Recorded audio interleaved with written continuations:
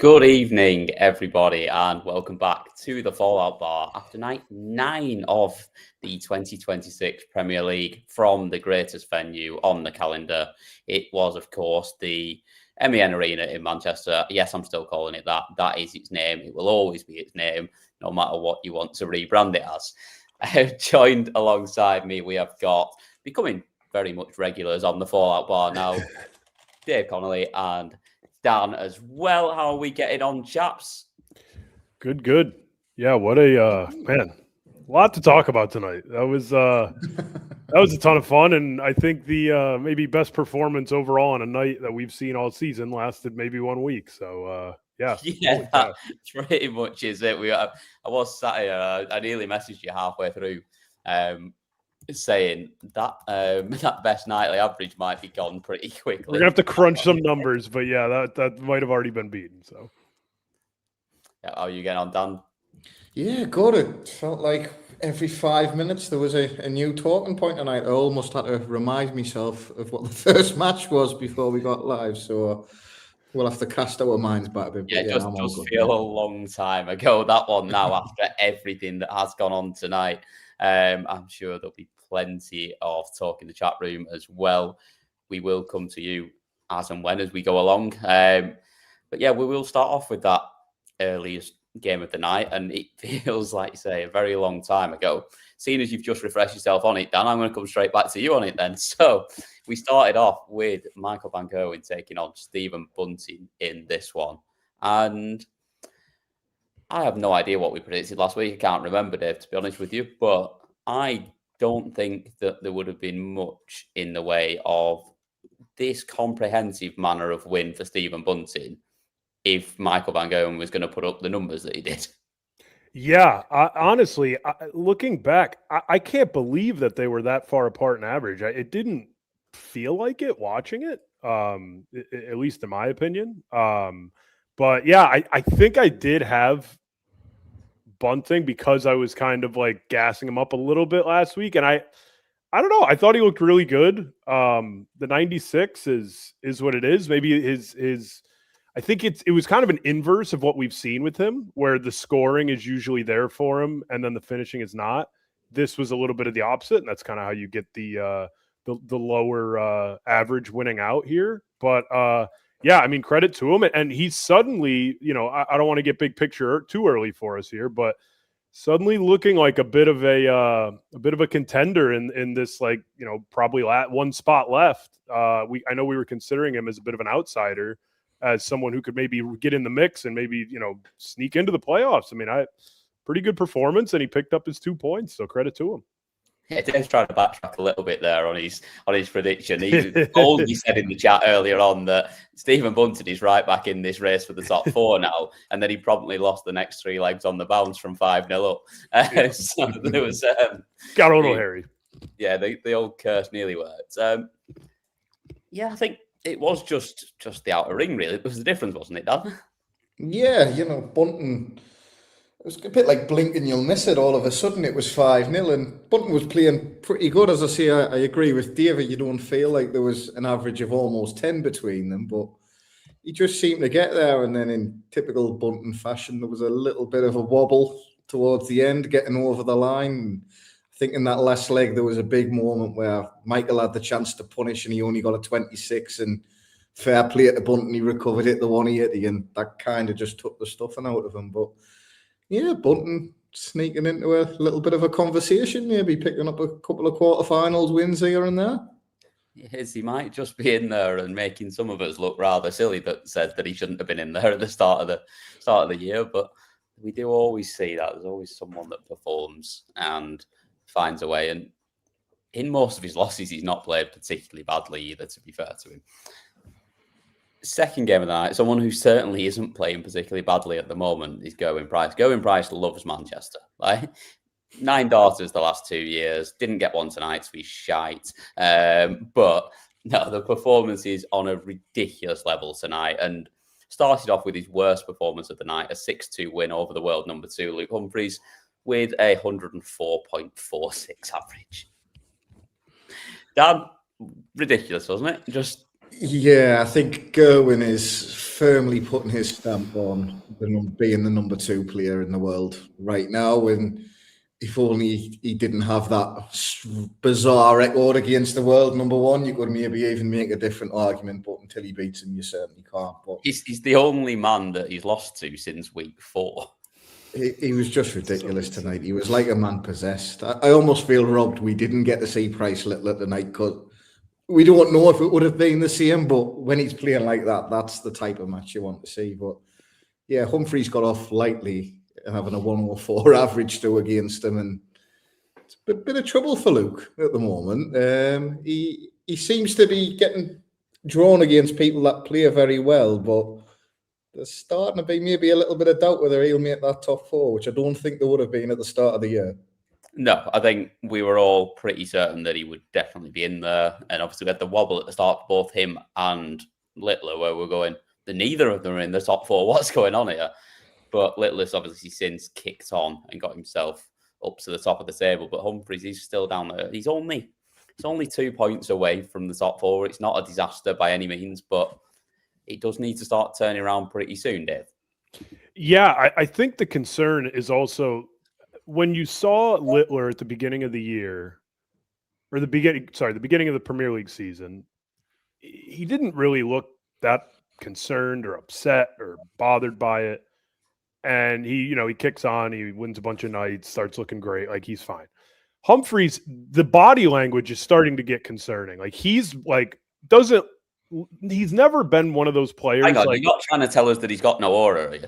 Yeah, no. It's just, I think what he's starting to look like a player. He's never been a player that like cracks or just looks bothered when he's not throwing well. He just is very, cool hand. That's his nickname. He's always very calm. He's very composed.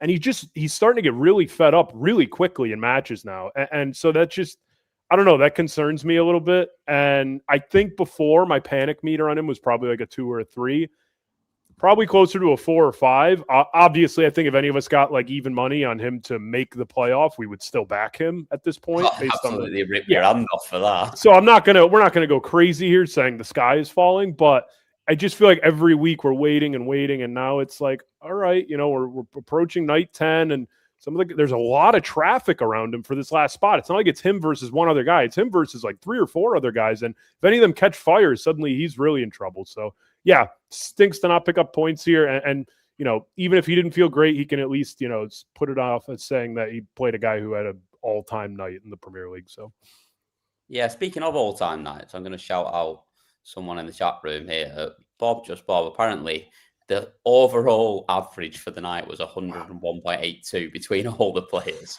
which is the best ever in the history of this competition. And let's be honest, utterly ridiculous. They can thank Gezzy for that one. He's done a lot of lifting. He's done a lot of heavy lifting. He did do quite a bit of lifting in there, to be honest. But we go on to then, let's be honest, this is going to be the main talking point in this one.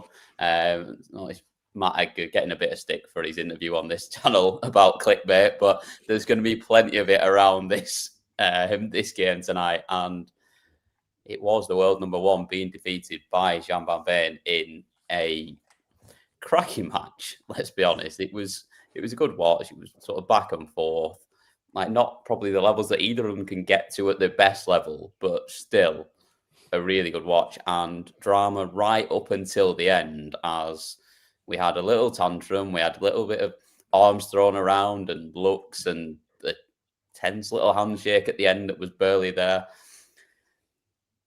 But yeah, all good fun, wasn't it, Dan? Yeah, I think the word you've used there, tantrum, is the perfect word. That's all it was, nothing more. And we're going to probably see a million articles about Luke Littler, is he a bad sport, questioning his headspace, and all sorts of absolute rubbish over the next couple of days. He was playing up with the crowd, probably when he shouldn't. And you know what? Usually Jan throws that last dart, doesn't realise, and nobody cares, and everybody moves on. But Jan's turned around, caught him out, and you know what? At a tense moment, Jan's been a bit annoyed by it, and fair enough. But look, the young kids at the end of the day, Exactly. I know Littler's getting a lot of stick. That makes me want to watch them play next time. 100%. Like, I think it's brilliant. Straight away.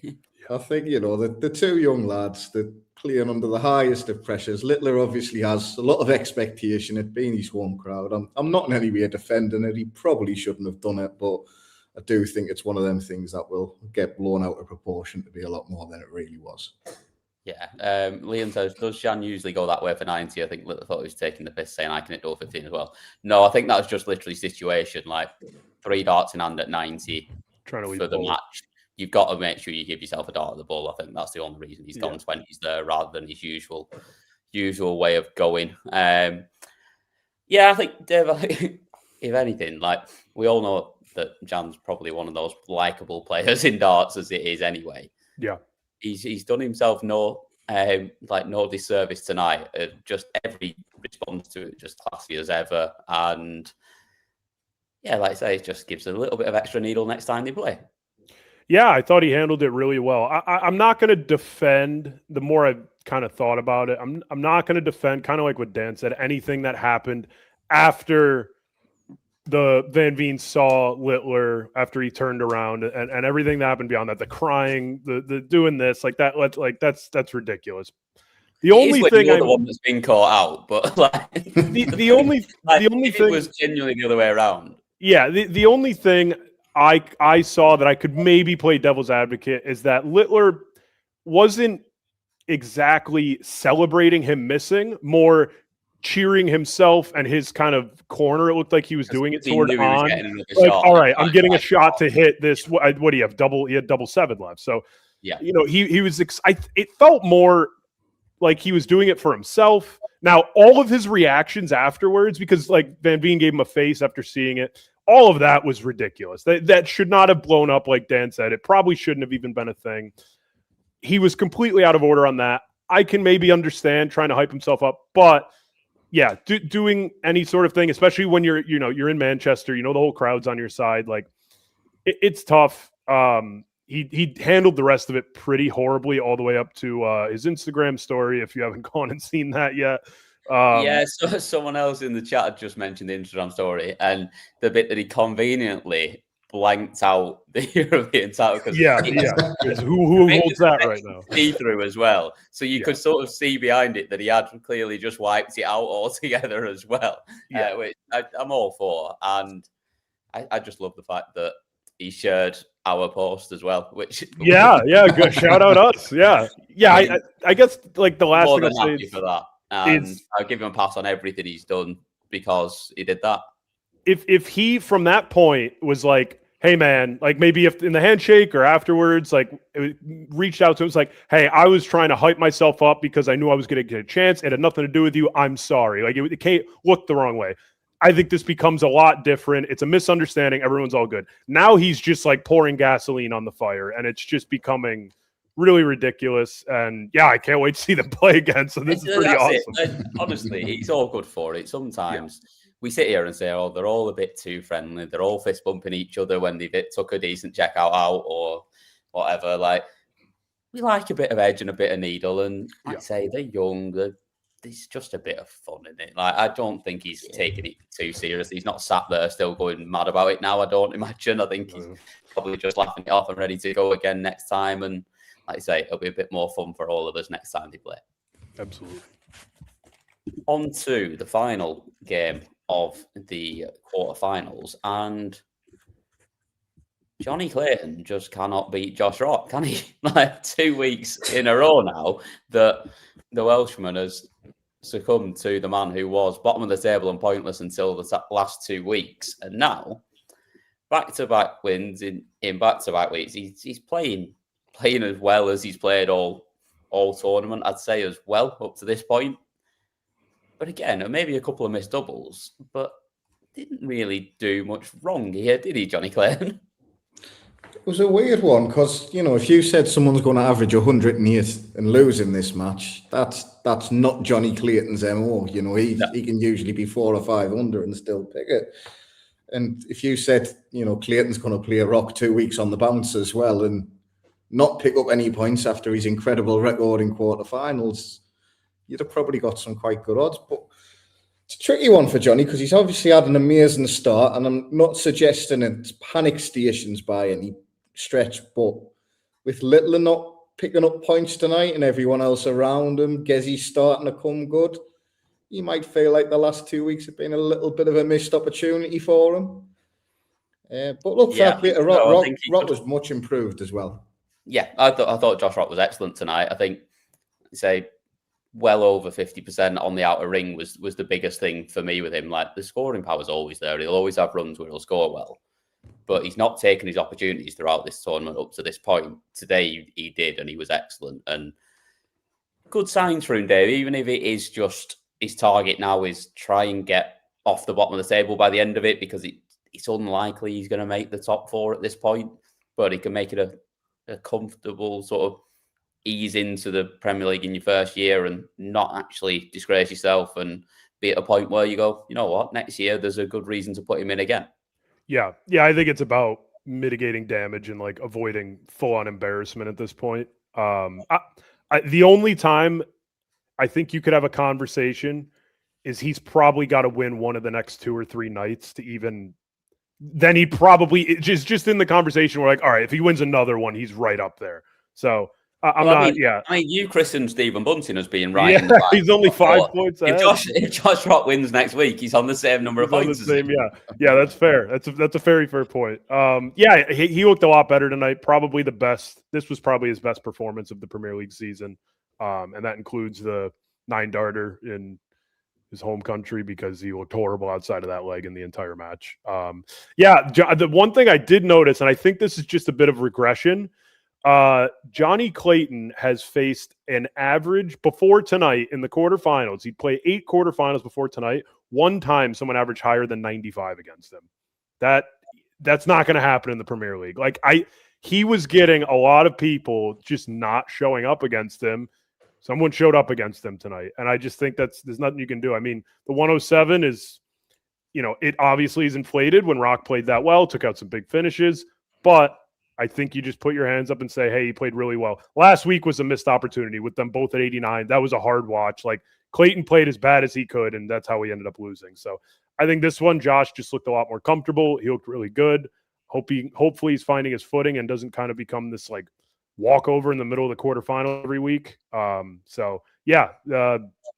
don't think there's much you can do if you're Johnny, but yeah, you don't want to get too involved in the mix with the rest of the crowd here. I think he's still fine at 19, but he's still got a good little spot. But like you say, you'd have been thinking at least you'd have been fancying, worst case, picking up 2 points out of the 2 games, if not getting 4 out of them and potentially winning semi-finals and nights as well.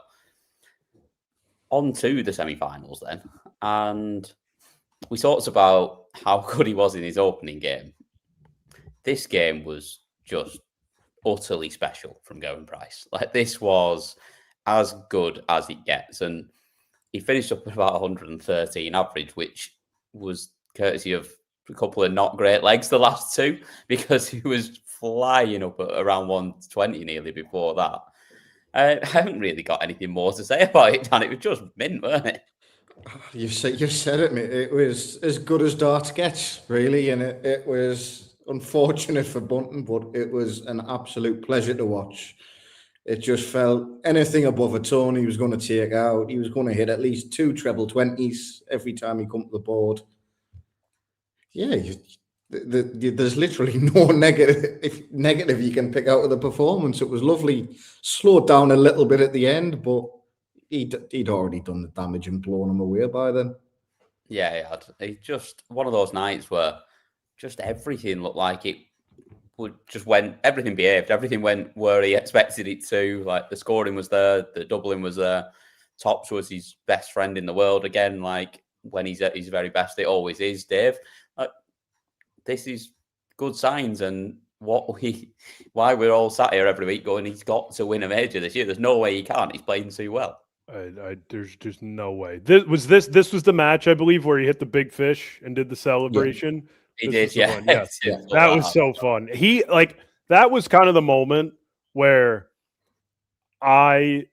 you can really realize, like, he's having fun Like for the first, it feels like the first. I'm sure he has fun playing darts, but like it feels like for the first time in so long, or maybe ever in his career, he's just like relaxed, having a good time. Like he looks like he's enjoying himself, and I admire his kind of composure, and his throw looks awesome. He lost all the weight. Like he just looks like happy. I don't know how.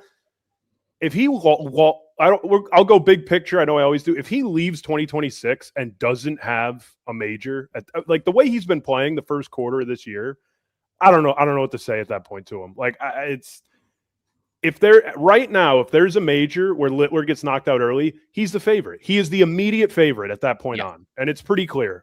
He's the second best player in the world. Rankings, like he is the second best player in the world right now. And he's doing it everywhere. He's the only one doing it everywhere. He's doing it on the Euro Tour. He's doing it on the floor. He was number one on the floor last year in the world. He's doing it in the Premier League now. Like, he's the biggest threat to Littler. I know he hasn't beat him much, but I think he's a bigger threat to Littler right now than Luke Humphries is. And I don't think that there's much debate in that right now, the way both are playing. So, yeah, ridiculous performance. Again, if you're Steven, you got your 2 points. You chalk it up to running into an absolute you literally just go, couldn't do anything there. Yep. Couldn't have played any better. And move on. go again next week. On to the second semi-final then. And this one was a good watch as well. And I really enjoyed this one. And it just kept threatening being a really close battle to the end. But when it came down to those last couple of legs, Jan was just able to run away with it a little bit and ended up with a 6-3 win that was more comfortable than it probably felt, but courtesy of a magic 160 to finish it off as well, Dave. Yeah, I mean, another one of these weird, like, lower average, but, I mean, every time Van Veen, like, had a chance, he shut the door, and it's what he does sometimes. I mean, I believe last year he was number one in the world in the calendar year 2025 doubles percentage. And so you just get these performances from him sometimes where maybe the scoring isn't fully there, maybe his A game isn't there, but if you give him a chance, I mean, we saw it at the Euro Championship. Humphries gave him that 100, bang, bang, bang, had one dart in hand, took it out. Like he's clutch. And this is what he's been doing for a lot of the Premier League. The 4 finals he's made, the averages haven't been blowing you away. He didn't average above 96 tonight, and he made the final. Because if you just give him a sniff, like he's shown time and time again, he's going to hit it. And that's exactly what happened here against Rock. And credit to him. He's sticking in it. He's dealt with he had the kidney stones. He hasn't looked fully comfortable all year. His throws looked a little off at times, and he's right in the mix. He's a gamer. He's like the next generation's like James Wade, it feels like. He just is always in the leg, and he just sticks it out, and he'll average 7 less than you, and it doesn't matter because he's going to beat you. Yeah, especially when you're 6 out of 8 on the outer ring. If you're 75% every week, with the scoring power he has as well, which, to be honest, wasn't really there in this game, where Josh was absolutely firing him in left, right, and centre. With that scoring power he has, he's just very, very difficult to beat, isn't he, Dan? Yeah, the first 6 legs or so, it felt like Rock was holding through without a breeze. There was no drama. And every time Jan was having to go first, Rock was threatening the break, and he was just taking them checkouts. And he's very difficult to beat if he throws first in the leg. Yeah. He doesn't give away anything sloppy. As Dave said, his checkout percentage being the highest doesn't surprise us at all. You have to put in probably a 12 darter to break him, which is what we may have seen or may not have seen later on in the night. We'll not spoil that yet. Yeah, but everyone that's watching knows what happened anyway. Come on. It's just incredibly difficult to beat, especially in this shorter format. You have to time your good legs well against Jan, especially if he wins the ball at the back. Yeah, you do. And like with all of them, it's difficult, isn't it, in these short formats to sort of get a break and get ahead. But yeah, he's particularly one that he's so solid on his own throw that you've got to do something special to take it away from it. And Rock threatened to do it again and again, but just was never able to take an opportunity. And that same sort of opportunity fell to Jan. And like I say, he did it. I think there was a couple of times. Was there a 1-2-6 to go 4-3 up? Two treble 19s, double six, yeah.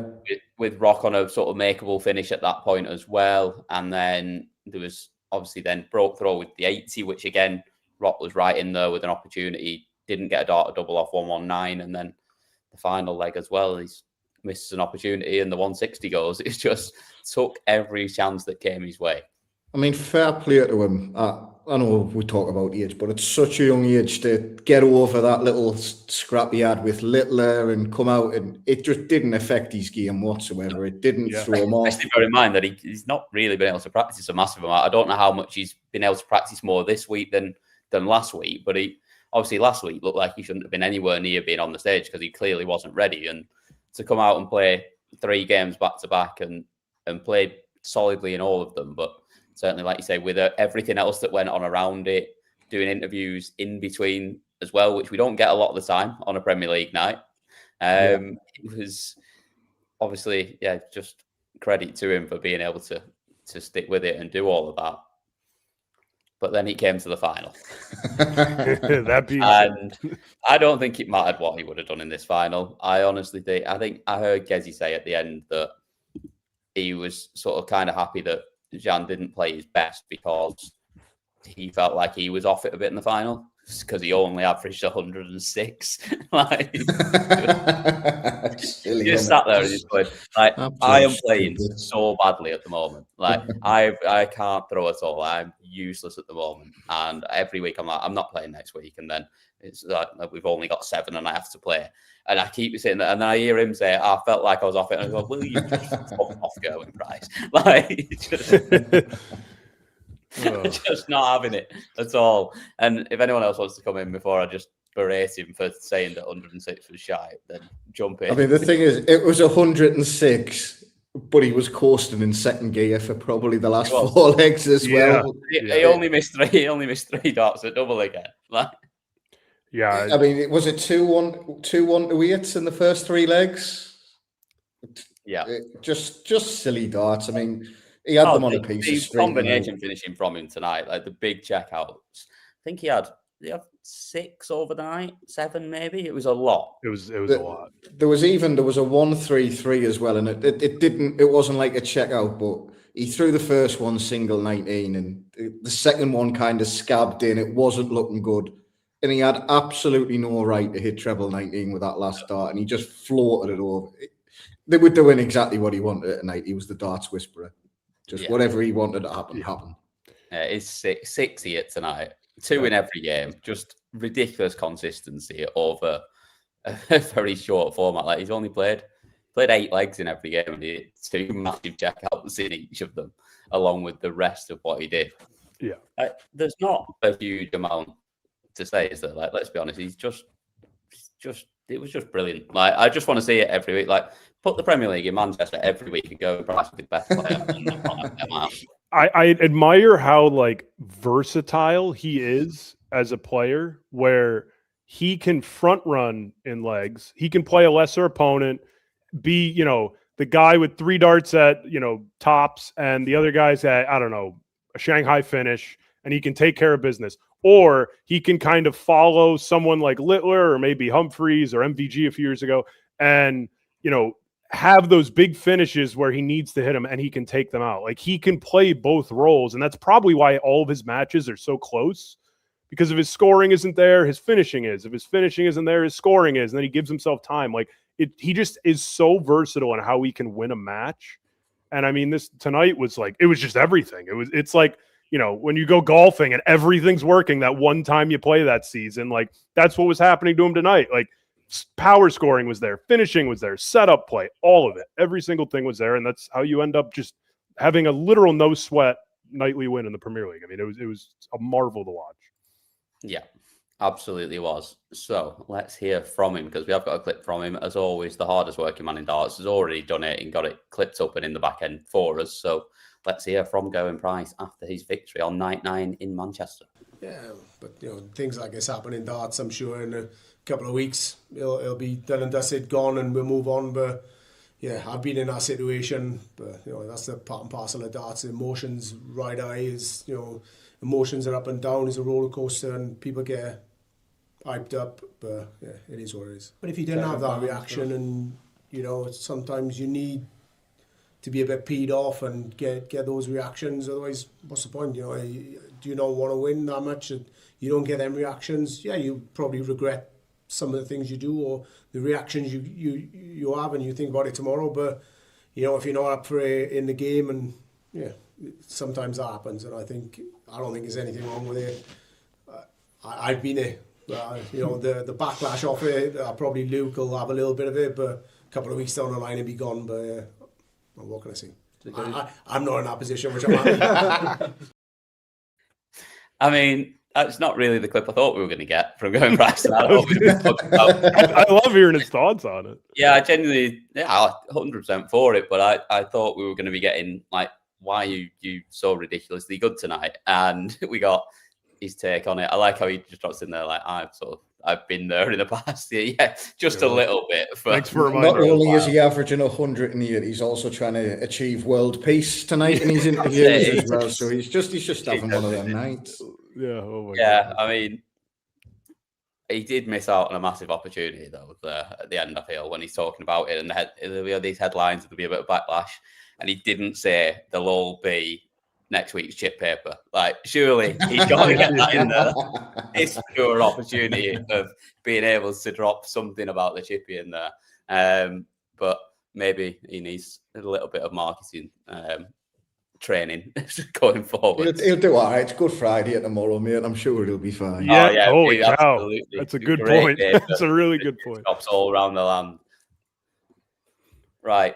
Table as it stands. Again, not got the graphic because I've not done it because I wasn't meant to be on, but Jarlath cried off at the last minute. So we'll go top to bottom. Littler is still top of the table, 21 points, 3 nightly wins.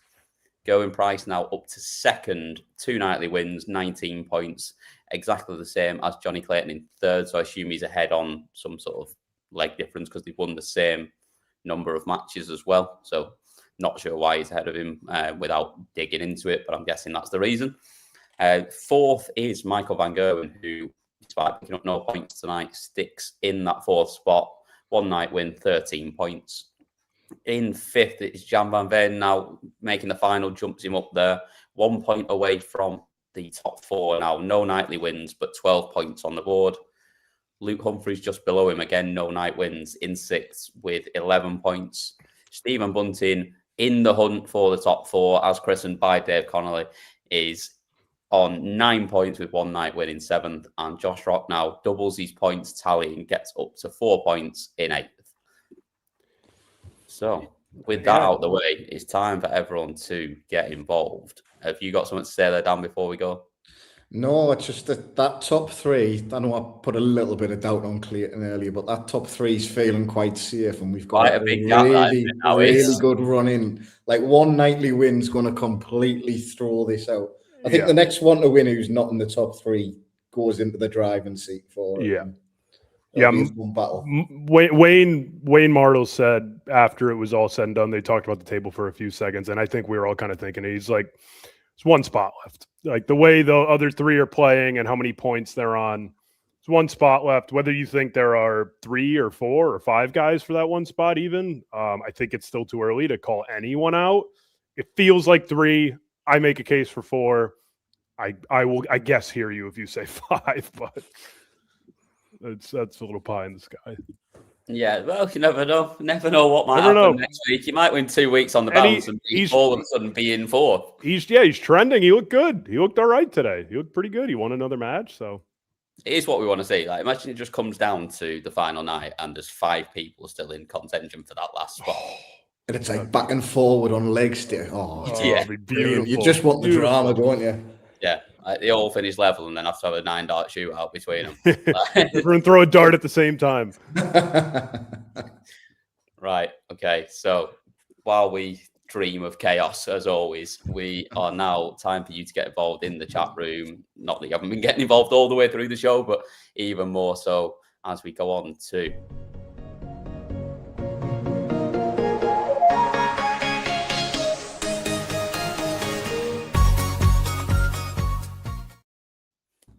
prediction time. And if you are trying to get involved and you can't because you've not clicked the subscribe button, so drop us a little subscribe, throw a like on there while you're at it, and get involved because we are on to next week, which, once again, I have not done the research. Where are we next week? Brighton. We're in Brighton. Brighton, lovely part of the world. And we start off with Luke Humphries up against Johnny Clayton. This feels massive because this is one that gap just grows bigger and bigger, doesn't it? If Johnny Clayton gets a win here. We'll start off with you first of all, Dan. Which way are you going in this one? I struggle to pick Luke Humphries at the moment, which sounds bizarre to say out loud, but I just think Johnny's going to beat him. And I think it'll be 6-3. I think it'll be fairly comfortable. Dave, are you going the same way, or are you backing Coolhan to get back on track in this competition? Oh, boy.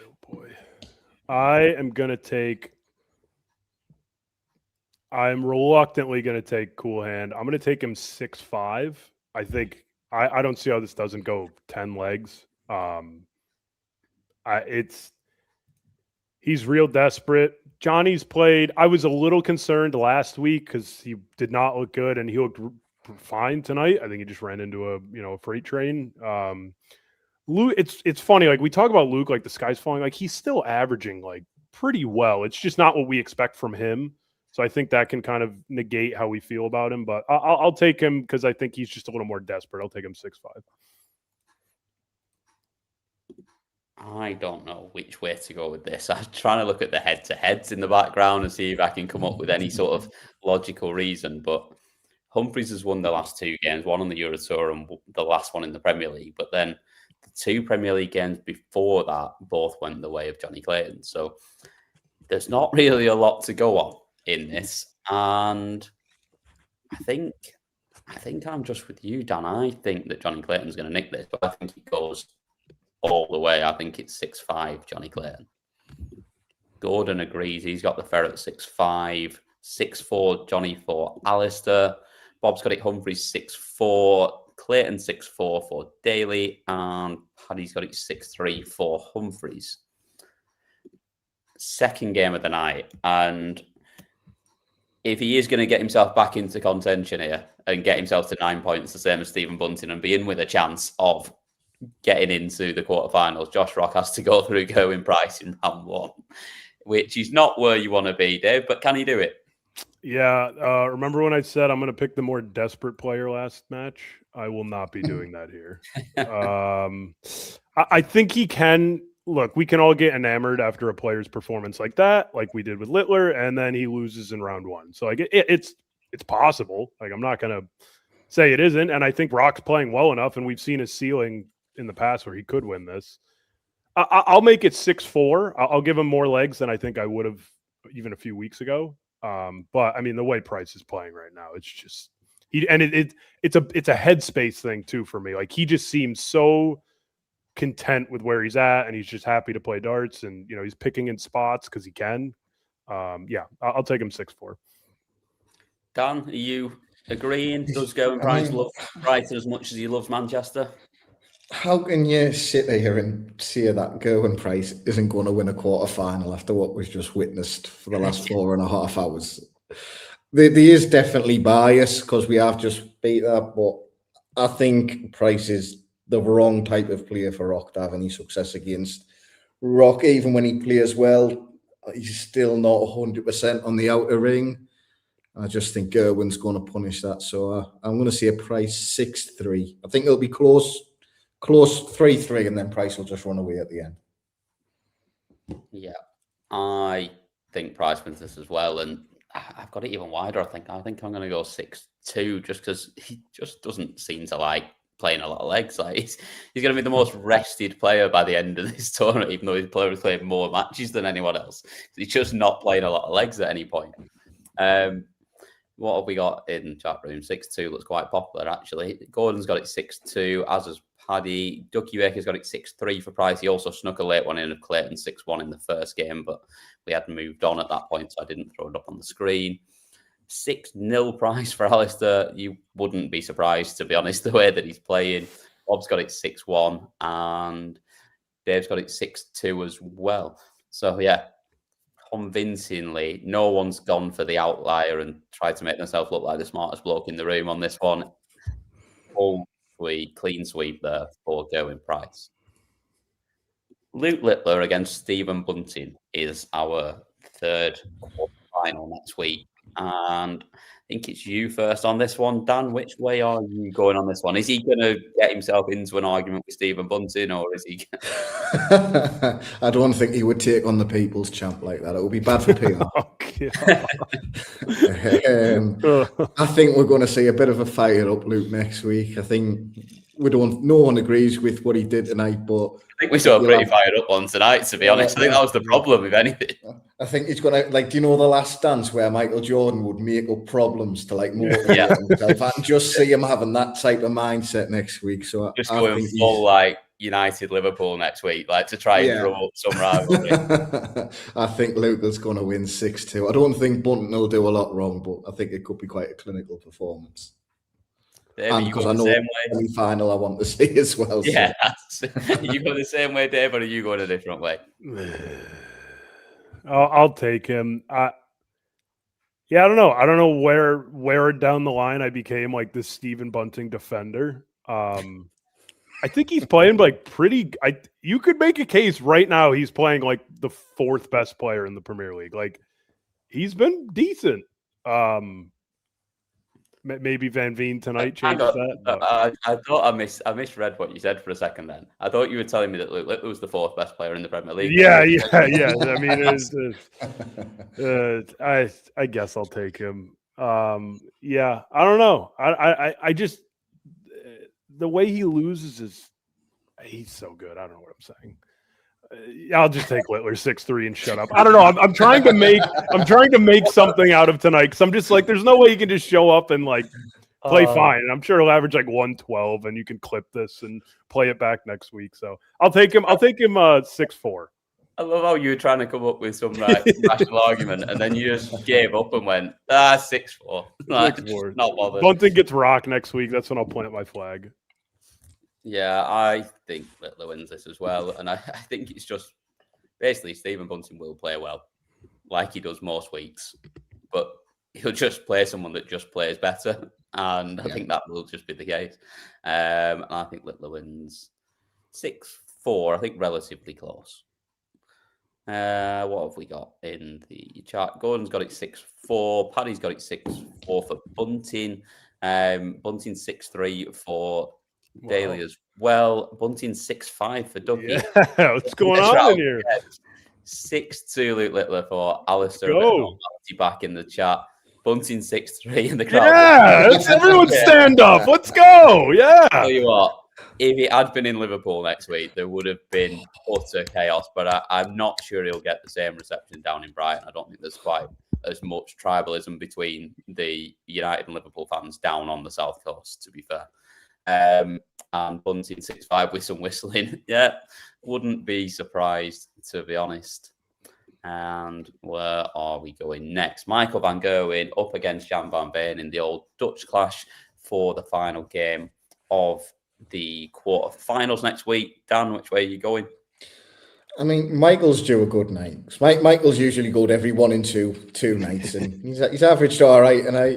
And Jan has the habit of not playing well, but somehow winning, which, because I love chaos and because I know what I want to watch, and I'm going to try and will it into existence with every bone in my body, we're going to see Jan van Veen 6-4.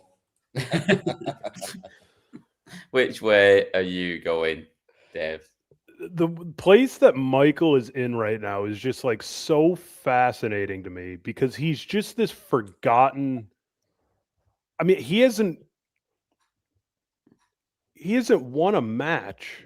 He's won one match since. That can't be right. I'll come back. I'll come back to me on that stat. I'm just like scrolling through the nights. The least convincing I've ever seen you, Dave. Like usually just bang, know what you're gonna say. I think where he's at right now is so fascinating because he's like, if the playoffs start tonight, he's there, and I just haven't been like inspired by how he's played at all. And I know a lot of those points are like backlog to the first few nights where he was playing really well. He was back at that point. He was yeah. Oh, ask PB if he was shouting from the rooftops that he was back. Yeah. You mentioned Michael Van Gerwen being back once more. He will appear on this. He'll get a quad box going. Yeah. He'll just drop in. I'm gonna. I don't think I can. I don't think I can back him because I haven't felt too inspired watching him. And Van Veen looked for first time since he's been back looked pretty good tonight. So I know there might be a little bit of like that, idol, like he looks up to him kind of thing going on. I know that's always been a bit of a discussion. So I'll take Van Veen. And I think we mentioned this before. This is only the third time. I know it's non-ranking, but third time since like in the last like 15 years, MVG is playing the Dutch number one, which is pretty funny little quirk. So. Yeah, I think the Dutch number one wins this as well, to be honest. I think he wins it 6-3.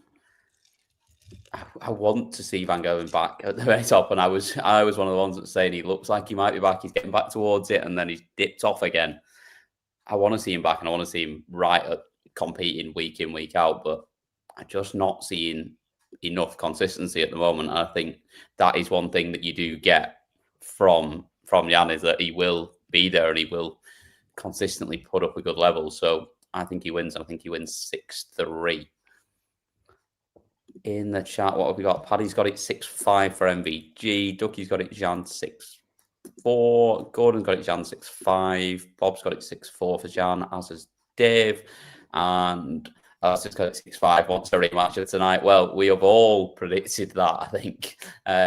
So, yeah, we will see that coming into fruition, which it'd be better if it was a final, but we'll take it in a semi-final. We'll take it anywhere we can get it next week. So we are on then to who is your finalists and who wins the night. Dave, I'll come to you first on this one. Which way are you going? Let's see. So I have Price Humphries. I'm going to go Humphries. I think he's going to be able to. I feel like he's just so close. I think he's going to be able to get it done. I believe he is at little quirk. I believe he is at the Euro Tour this weekend. Price said he's pulling out, and it actually goes to Monday because of Easter this weekend. So that's a little something there. So you would think I would maybe pick Price, but I don't know. Humphries, he's been close. It hasn't been like a disaster, and I Price going back-to-back finals would be pretty wild. So I'll take Humphries 6-5. I think this could be a really good one if the right Humphries shows up. Dan, what are you going for? I'm going to say Price will beat Clayton 6-4 in the semi. And then Littler is going to get his revenge on Jan 6-5 in a last leg shootout. And then I just think Price's momentum might slow down for the final a little bit. And Littler will have that voodoo curse over him and beat him 6-4 to win the night. What have I got? I've got Clayton against Price, which Price just wins. He always wins that one. Littler against Jan. I just think, can he just rattle him enough? No, I'm going on the bear though at the same time. You don't want to rattle him too much. It. I think Littler gets through it as well. And I think Price wins back-to-back weeks and he ends the hoodoo. Ooh, I like it. I realized I didn't even do all of mine. No, you didn't. I was just thinking, I think I switched off slightly when you were saying them. So we'll come back to you now. You've got Humphries making the final. Yeah, and then I'll go Littler over Van Veen. So first Luke final. I don't think we've had that this year, have we? And then I'll go that'll be one for everyone will be back in the X and in the comments saying, "Oh, it's boring. We've got Luke and Littler in the final." Have they? They must have once, but I feel like they just have not played this year. That's crazy. They used to play like every other week. And I'll take Littler to hit, win whatever 6-3, and then he's telling the crowd to go whatever themselves and freaking out and all excited. And then we're back to where we were 2 weeks ago, like as if tonight didn't happen. Just wins the night, doesn't do his interview on stage, just sticks the finger up and walks off. It wouldn't surprise me at this point. It'd be great fun. What have we got in the chat room then to finish us off? Paddy's got Humphries beating Bunting 6-3 in the final. Gordon's got it.